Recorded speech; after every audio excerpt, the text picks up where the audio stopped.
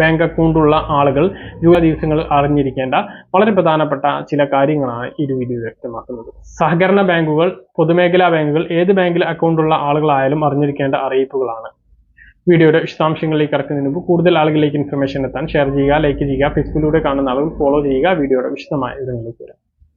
വളരെ പ്രധാനപ്പെട്ട ചില ബാങ്കിംഗ് അറിയിപ്പുകളാണ് ഇപ്പോൾ വന്നിട്ടുള്ളത്.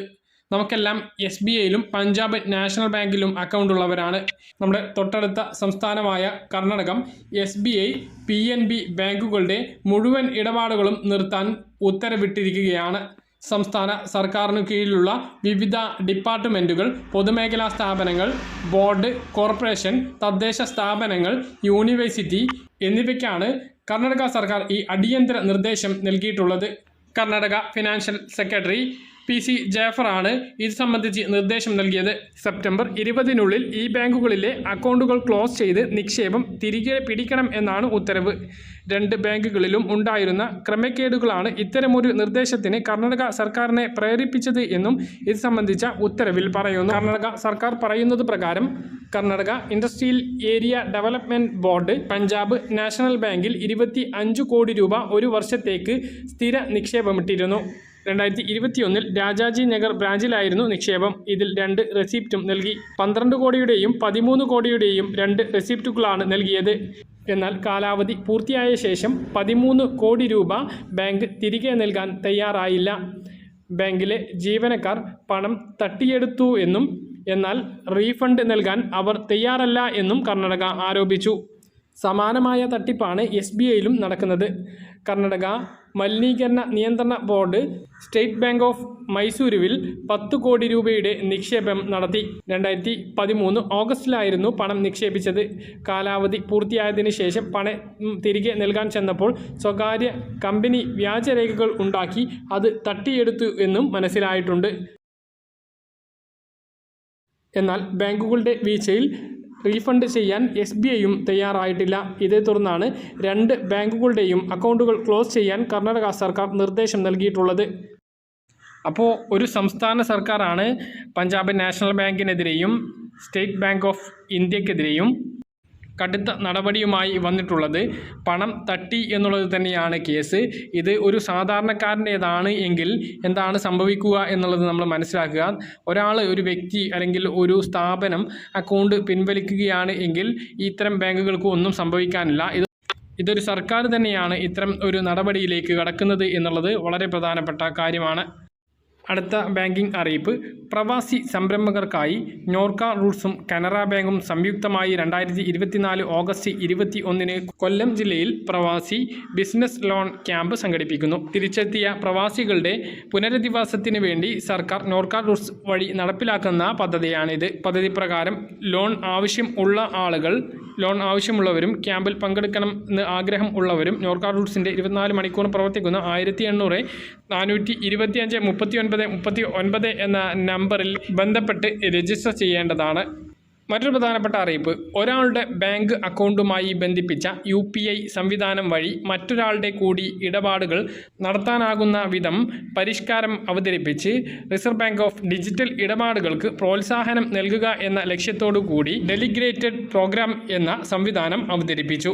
RBI ഗവർണർ ശക്തികാന്ത ദാസാണ് ഇക്കാര്യം അറിയിച്ചത്. ഒരാൾക്ക് മാത്രം ബാങ്ക് അക്കൗണ്ടുള്ള കുടുംബങ്ങൾക്ക് പുതിയ സംവിധാനം ഗുണകരമാകും. അക്കൗണ്ട് ഉടമയ്ക്ക് നിശ്ചിത തുക UPI ഇടപാട് നടത്താൻ മറ്റൊരാൾക്ക് കൂടി അനുമതി നൽകാം. ഇതുവരെ സ്വന്തം ബാങ്ക് അക്കൗണ്ടുമായി മാത്രം UPI സംവിധാനം ബന്ധിപ്പിക്കാൻ കഴിഞ്ഞിരുന്നുള്ളൂ. UPI വഴി അടക്കാവുന്ന നികുതിയുടെ പരിധി 1 ലക്ഷത്തിൽ നിന്നും 5 ലക്ഷമാക്കി ഉയർത്തിയിട്ടുണ്ട്. വിദ്യാഭ്യാസം, ആരോഗ്യം എന്നീ മേഖലകളിൽ മാത്രമേ ഇതിനു മുമ്പ് 5 ലക്ഷം പരിധി ഉണ്ടായിരുന്നുള്ളൂ. വളരെ പ്രധാനപ്പെട്ട ഒരു മാറ്റമാണ് വരുന്നത്. നമ്മുടെ വീട്ടിൽ ഒരാളുടെ പേരിൽ മാത്രമാണ് ബാങ്ക് അക്കൗണ്ട് ഉള്ളത്. അയാൾ മാത്രം ഗൂഗിൾ പേ, ഫോൺ പേ പോലുള്ള UPI ആപ്പുകൾ ഉപയോഗിക്കുന്നുണ്ട് എങ്കിൽ വീട്ടിലെ മറ്റുള്ള അംഗങ്ങളുടെ സ്മാർട്ട് ഫോണിലും UPI സംവിധാനം വഴി പണമടക്കാനുള്ള സൗകര്യമാണ് ഇപ്പോൾ ഒരുങ്ങുന്നത്. നിശ്ചിത സംഖ്യ വരെ UPI ഇടപാട് നടത്താനുള്ള അനുമതി 1ാമത്തെ ആൾ നൽകുന്നതോടുകൂടിയാണ് ഈ സംവിധാനം പ്രവർത്തിക്കുന്നത്. ഉദാഹരണത്തിന്, മക്കളുടെ പേരിൽ ബാങ്ക് അക്കൗണ്ട് ഇല്ല, അവർക്ക് UPI ഇടപാടുകൾ അവരുടെ ഫോൺ ഉപയോഗിച്ച് നടത്തണം എങ്കിൽ രക്ഷിതാവിൻ്റെ UPI ഉപയോഗിച്ച് നടത്താവുന്നതാണ്. അത് മക്കളുടെ സ്വന്തം ഫോൺ ഉപയോഗിച്ചും നടക്കുന്നതാണ്. മക്കൾക്ക് ഒരു നിശ്ചിത സംഖ്യ ഉപയോഗിക്കാനുള്ള പരിധി നിശ്ചയിച്ച് നൽകാൻ രക്ഷിതാക്കൾക്കാകും. അക്കൗണ്ടിൽ മിനിമം ബാലൻസ് സൂക്ഷിക്കാത്ത ഇടപാടുകാരിൽ നിന്നും പിഴ ഈടാക്കുന്നത് അവസാനിപ്പിച്ച സ്റ്റേറ്റ് ബാങ്ക് ഓഫ് ഇന്ത്യയുടെ വഴിയെ പോകാതെ രാജ്യത്തെ മറ്റ് 11 പൊതുമേഖലാ ബാങ്കുകൾ 5 വർഷത്തിനിടെ ഈ ഇനത്തിൽ പിഴയായി ഈടാക്കിയത് 8,500 കോടി രൂപയാണ്. ഇവർ പഴയ കണക്കുകളെ അപേക്ഷിച്ച് 34% വർധനവാണ് ഇതിൽ വന്നിട്ടുള്ളത്. 2019-20 സാമ്പത്തിക വർഷം മുതൽ ഇതുവരെയുള്ള കണക്കാണിത്. ലോക്സഭയിൽ ധനകാര്യ സഹമന്ത്രിയാണ് ഈ കണക്ക് വെളിപ്പെടുത്തിയത്. SBI 2020 മിനിമം ബാലൻസ് പിഴ ഈടാക്കുന്നത് അവസാനിപ്പിച്ചിരുന്നു. Punjab national bank, bank of Baroda, bank of India, Punjab and Sindh bank, union bank of India, UCO bank എന്നിവ 3 മാസം കൂടുമ്പോഴും Indian bank, Canara bank, bank of Maharashtra, central bank of India എന്നിവ മാസം തോറുമാണ് അക്കൗണ്ട് ബാലൻസ് പരിശോധിച്ച് പിഴ ഈടാക്കുന്നത്. വിവിധ ബാങ്കുകൾ പല രീതിയിലാണ് മിനിമം ബാലൻസ് നിശ്ചയിച്ചിരിക്കുന്നത്.